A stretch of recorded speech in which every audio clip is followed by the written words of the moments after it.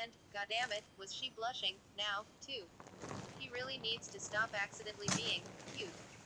Sometime during the last month or so, just because school was out didn't mean Hawk Moth had been vacation. Ladybug had started to notice two things. First, Chat Noir seemed to have matured somewhat, in that he wasn't showing off as often in his attempts to impress her, and second, that she had started to catch herself reacting differently than usual to little things he did. She couldn't always brush off his jaunty banter and lame puns with smooth comebacks and banter of her own anymore. Sometimes she found herself stunned momentarily by a blinding grin, or a casual touch, or an offhand compliment, or a warm smile of raw adoration that, once, she caught him shooting when he thought her back was turned.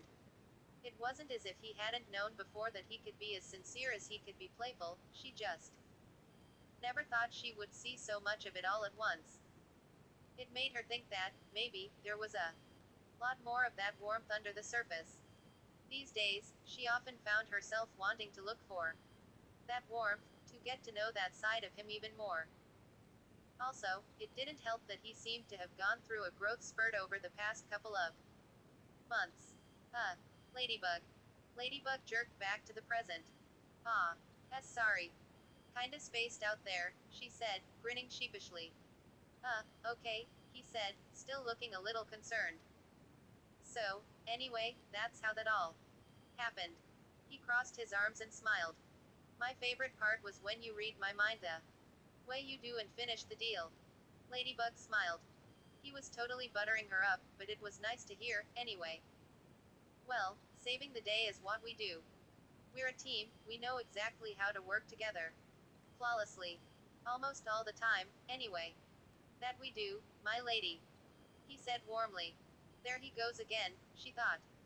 He could have said that with way too much enthusiasm like he usually does. But he had to say it like that.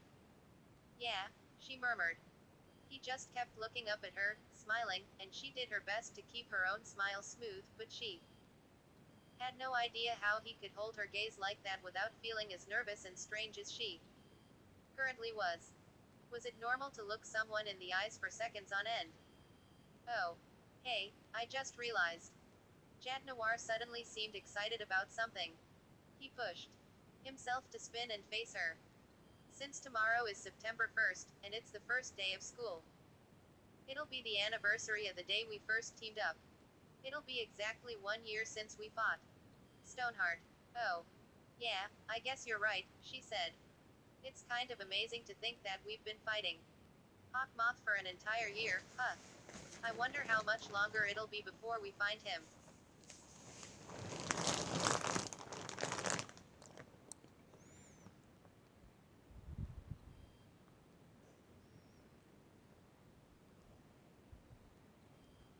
Yeah, who knows? Chat Noir said, cocking his head thoughtfully. Actually, I'm surprised he hasn't run out of ideas for supervillain identities. I know, right? Ladybug laughed. I guess whatever it is the person is upset about helps give him ideas. Makes sense, Chat Noir remarked, nodding. You know, speaking of school starting tomorrow, Ladybug stood up. It's getting late. Since I assume we'll both be going to school tomorrow morning, we could use at least 8 hours of sleep. Yeah, you're right, Chat Noir stood up beside her. Well, I hope your first day back at school goes smoothly for you, my lady. He turned and took out his baton, getting ready to head off to wherever he lived when he wasn't helping her fight evil. You, too, Ladybug replied.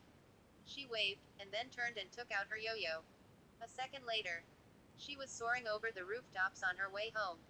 Chapter End Notes. At the time I published this story, Season 2 hadn't started to air yet, and though we've started to see episodes come out since then, I want to avoid introducing certain head canons about major future plot developments, as that would likely result in contradicting important details that might be revealed in episodes to come. An example of this would be exactly what happened to Adrian's mother, or what happened immediately following the events of Valpina.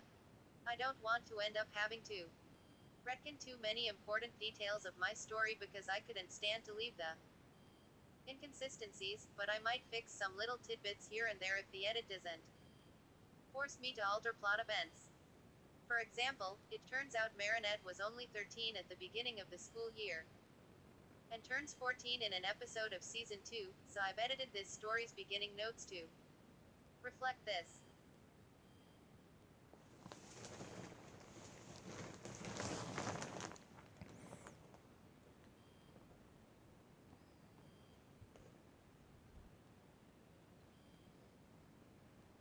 In Heat. Chapter Summary. Tiki tells Marinette all about Ladybug,